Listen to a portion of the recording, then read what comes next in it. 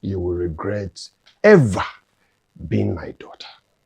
If you leave this house, Tori non-entity here, or Akojade nu let me. I am very sorry for you. You're shouting on me.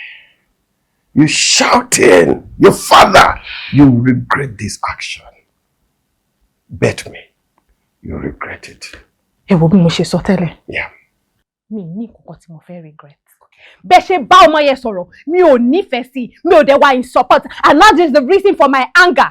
So tí má ṣe nǹkan tẹ́ ẹ bá like, ẹ má bínú, ara ń kan mí ni, ara ń kan mí, ṣé ti gbọ́? Come!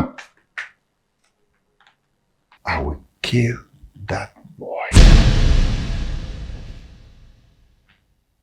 Daddy. Yeah. Wọ́n bí mi dá. Daddy, àwọn tó bí mi, wọ́n bí wọn dá.